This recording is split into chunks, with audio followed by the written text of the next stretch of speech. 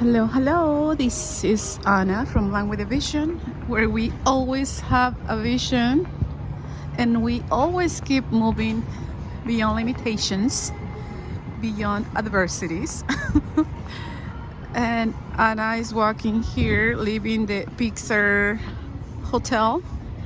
Is that the new name of the Disney's Paradise Pier Hotel? Used to be called, right? It's one of the 3 hotels here in the Disneyland Resort. The only hotels inside, the Disneyland Resort, next to downtown Disney.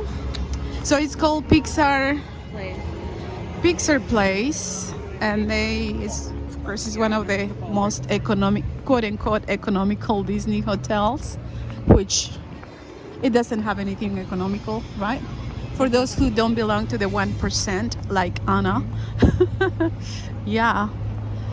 And I videotaping myself holding on to Amy. And I just hear one face, 2 faces, 3 faces. It's all these people coming to the hotel. We're walking across. So from what I hear from Amy, the theme used to be the Southern California beach culture. So it was very blue and yellow, and the music they used to play was the Beach Boys music. And now it's Pixar, everything Pixar, right? So every single hotel at the Disneyland, one of the Disney's hotels, they have a breakfast, brunch, and dinner. I don't know if they have dinner here. I think it's just brunch. It's brunch and breakfast and brunch for the Pixar. But the Disneyland Hotel is well known for the Goofy's Kitchen, which is one of my favorites. Lots of food. But this one now has, from what I hear from Amy, is Pixar characters like Soul.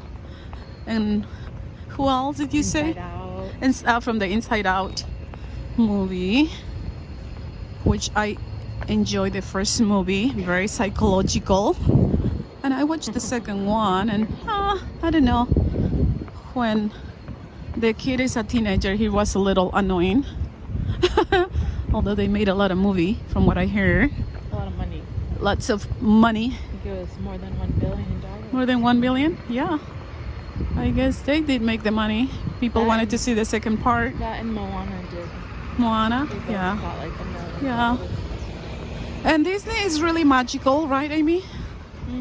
Very magical. My fave place. And we stay at the Villas Tower. It's one of the towers that they added to the original Disneyland Hotel, the one that was opened in 1955. And the villas they're really magical, huh? Very nice. Yeah, very pretty. So the Disneyland Hotel, people think that is 4 hotel, 3, 4, 5, we have 5 hotels here, but it's not. The Disney Hotel is formed by 3 towers, so now it's 4 with the villas. And they're right here along the downtown Disney area, where they have all these stores, live music, and all of that. And the hotel, the lodging hotel, the Disney's Grand Californian Hotel and Spa, is the fancy, elegant. I love that one. That's the only hotel in downtown Disney that is inside the park, inside the Disney's California Adventure Park, the second park, which was opened in 2003, if I'm not mistaken. That's when I was working for Disney. That was fun. And it was fun, just being there, right? Just going to the park, staying at the hotel for Easter. And this is one of those locations that I really enjoy. But it's so visual. It is very visual for my blind people who argue that you are 100% independent, and that people that are blind it's just a matter of wanting to be independent, and yes and not.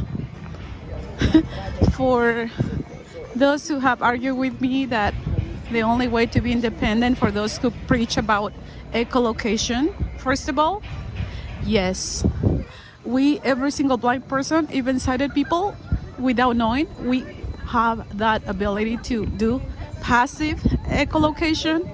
My blind people know that when we are walking and approaching a building, or the ambient changes, right? There is something that tells you that you're close to a wall, a building, a tree, car, right? We don't need to touch to know, like, something is there.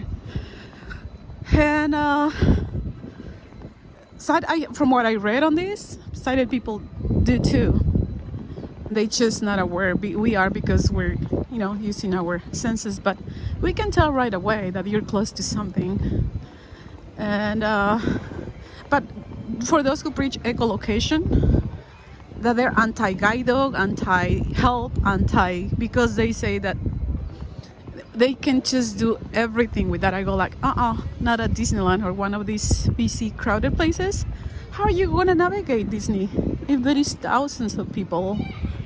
And as much as they add accessibility, describing the park as you're walking along, there you are with your device, trying to listen to the description and then missing out what's here, and then annoying the person that is with you.